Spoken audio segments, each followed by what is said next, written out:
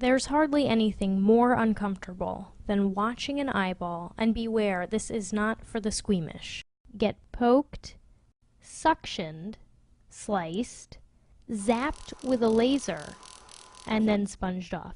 And yet each year millions of Americans pay for this treatment in the form of laser eye surgery.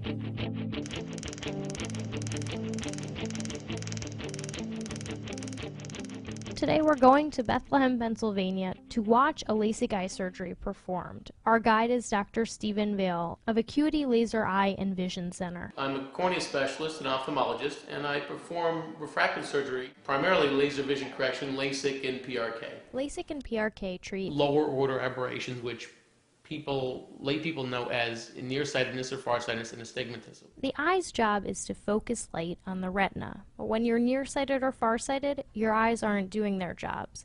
They're focusing light in front or behind the retina. By doing laser vision correction, you do what glasses and contacts do. You change where the light focuses. By zapping the cornea with a laser, you can change the position of that focal point. You can think of light like a pack of runners, and the cornea or the lens like a mud patch. The runners start from the same place and move in lockstep until they hit mud, and they're slowed down. Because of the shape of the mud patch, some runners are slowed down more than others, and they get out of sync. The same thing happens when light goes through a lens. It slows down. The difference in the eye is that you can only see an object when the light gets back in sync. But to get the photons back in sync, or the runners in lockstep, the runners who are ahead have to travel farther than the runners that are behind. In other words, the runners that went through less mud have to travel a longer distance than the runners that went through more mud to let them catch up.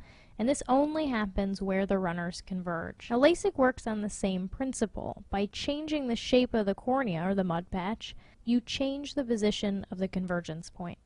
But before we can go zapping corneas, Dr. Vail has to prepare the patient. Hi, it's Dr. Vail again. We're here in the operating room with our patient Dan. Dan's already been pre-medicated, and he should be pretty relaxed, but if he's not, we'll deal with it. Patients are not put to sleep for LASIK surgery. We need them to fixate on the fixation light so that the laser can fire. And we do have a tracking system for the laser, but if the eyes couldn't look up at the laser, there's only so far the laser would track. So there's numbing medication topically placed in the eye a couple of times. And we put sterile drapes on the eye to keep our field clean.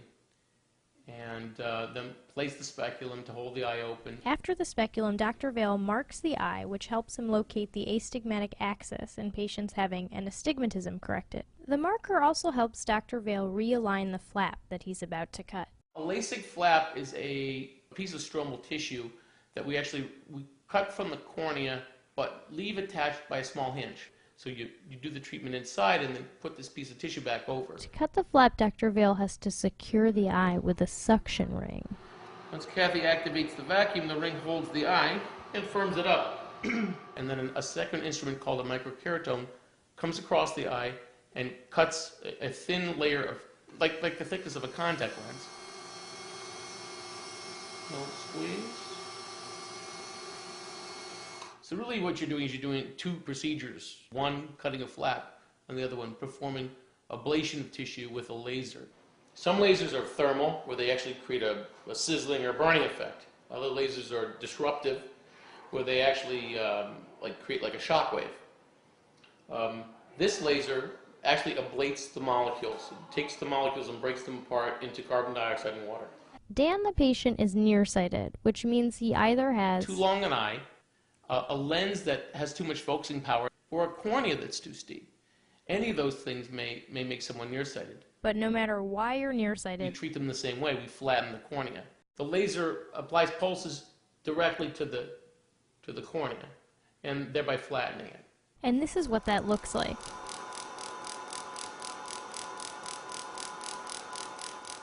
And here it is in slow-mo.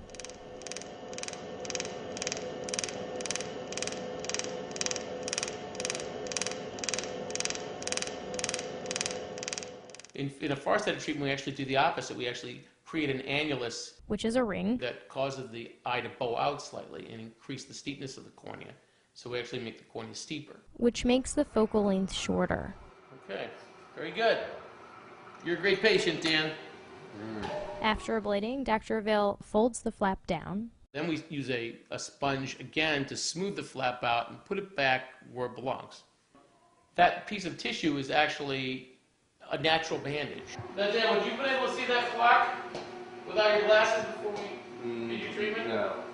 I mean, it is like I'm underwater though. Exactly. But, Well, yeah, I wouldn't be able to that's see normal. The effect you get is really pretty much immediate. There's a little bit, because there's swelling, that people think that they've been in the swimming pool too long afterwards, but generally it's really gratifying to patients in particular know that they made the right choice, because as soon as they get off the chair they can see better already. So. I'm Flora Lichtman for Science Friday. Well, we didn't have anybody jumping off the table. Has that happened? What, people jump off the table? Oh yeah. We've had that. I haven't had it happen lately.